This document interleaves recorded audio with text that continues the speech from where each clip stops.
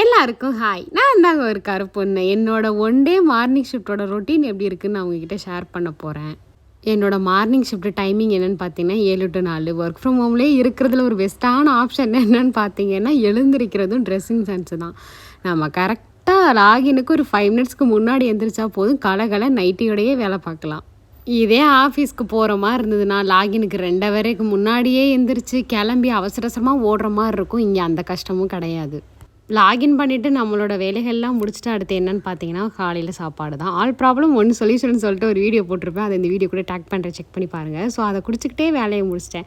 மத்தியானம் பார்த்தீங்கன்னா ஸ்வேதாவே சமைச்சு வச்சுருந்துச்சு.